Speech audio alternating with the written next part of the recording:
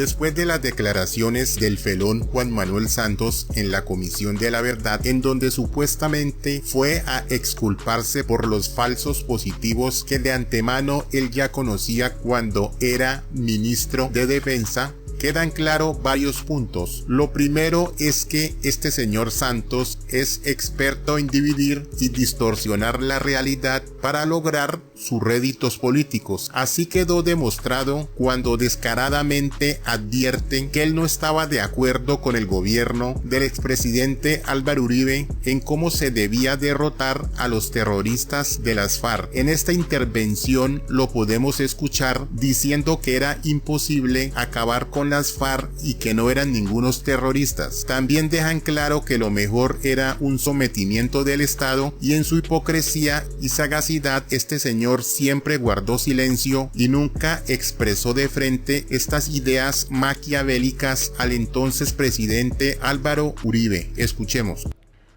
Cuando llegué al Ministerio de Defensa el 20 de julio del 2006, compartía con el presidente Uribe su objetivo de derrotar a las FARC.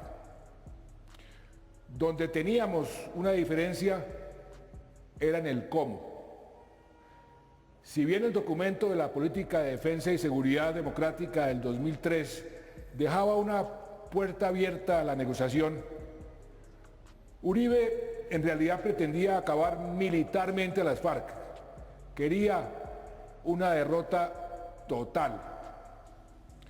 Nunca quiso ni siquiera reconocer la existencia de un conflicto armado. Los guerrilleros para él eran unos simples narcotraficantes y terroristas. En mi caso, por la experiencia, por la información acumulada y tal vez por mi manera de ver las cosas, consideraba más viable y conveniente, más rápido y menos costoso, una derrota estratégica, debilitarlos psicológica y militarmente y llevarlos a una mesa de negociación. Pretender acabar a las FARC era un imposible categórico moral y militar. Recuerdo haber hablado sobre esto años atrás en muchas ocasiones con el expresidente López Miquelsen. Hay que derrotarlos para negociar, decía López. Pero Uribe era el presidente y yo su subalterno. Por otro lado, no reconocer el conflicto armado, en lo que Uribe era tan claro como obstinado, paradójicamente dificultaba su estrategia, pues este desconocimiento significaba, al menos en teoría, que no se podían aplicar las leyes de la guerra, sobre bombardeos, por ejemplo, que permite el derecho internacional humanitario en caso de conflictos armados. Pero eso aparentemente no importaba. Los narcoterroristas son mejores enemigos, suenan más peligrosos que los guerrilleros.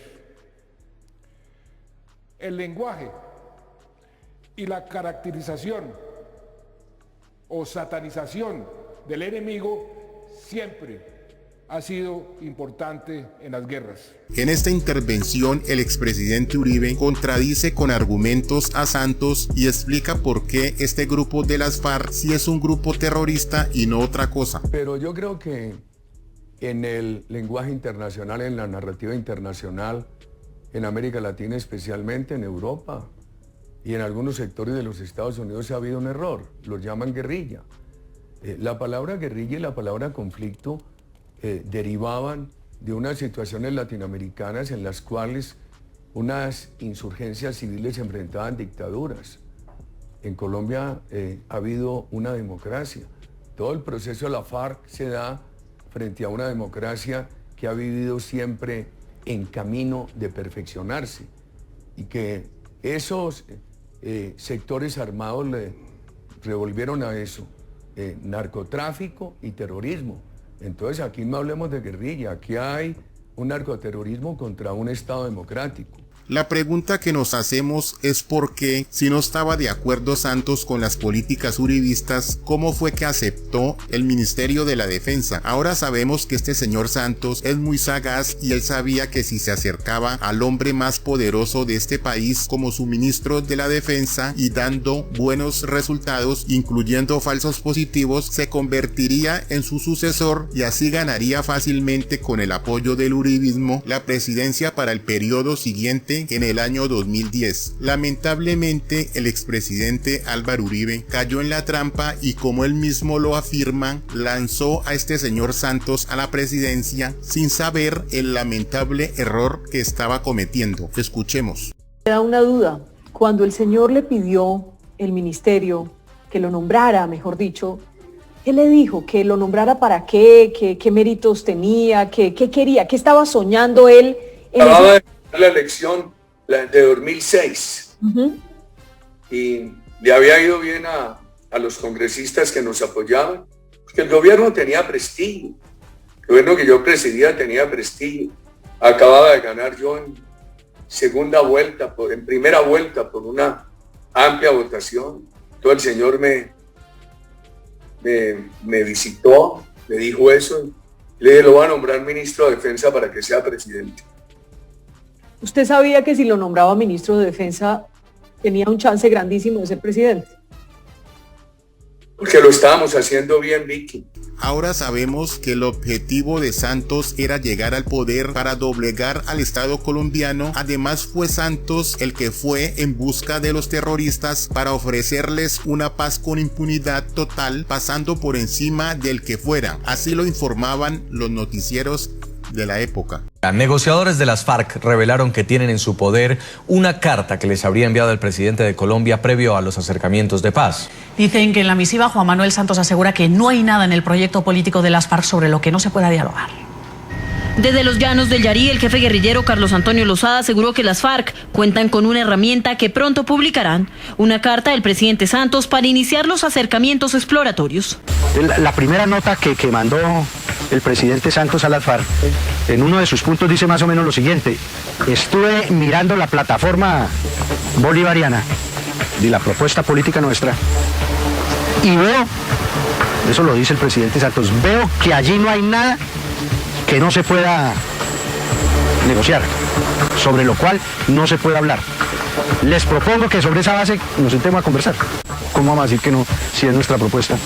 Allí no hay nada sobre lo cual no... Es decir, ahí ustedes no están pidiendo nada imposible de hacer. Entonces les respondimos, si esa es la idea, vamos para adelante, ¿dónde nos vemos? Y comenzó todo. Después de este despropósito, Uribe denunció las marrullas y atrocidades que cometió el gobierno Santos al haber entregado el país a las FARC e irrespetando la voluntad popular que rechazó esos falsos acuerdos. Es que Juan Manuel Santos engañó al mundo. Aquí no hubo proceso de paz. Aquí hubo un sometimiento del Estado al narcoterrorismo. Juan Manuel Santos desconoció un plebiscito que él mismo convocó, que nunca creyó perder. Ganamos los del no, usted estaba en Colombia. Propusimos humilde y generosamente, sin reclamar victoria, que se hiciera un acuerdo nacional para algunas modificaciones a ese proceso. No quisieron. Juan Manuel Santos prometió que no subía los acuerdos a la Constitución, los subió. Prometió que no les daba curules, se las dio. Querían a la cárcel, no van ni un día. Prometió que los responsables de delitos atroces serían severamente castigados, ninguna sanción, al contrario, el premio de que puedan ir al Congreso de la República. Debemos decir entonces que el señor Santos es el político más traicionero que ha tenido Colombia. Roy Barreras y Armando Benedetti quedan como monjitas de la caridad en comparación a este político mentiroso. Recordemos que Santos, cuando llegó al poder en el 2010, se perfilaba ante el continente y ante el mundo como la figura más radical contra el castrismo y el chavismo. Luego dio un vuelco radical y empezó a fraternizar con las FARC y a legitimar la dictadura de Venezuela. Después todos conocemos la historia de su falso Nobel y así fue como engañó no solo a Colombia sino al mundo con su doble discurso de falacias y traiciones.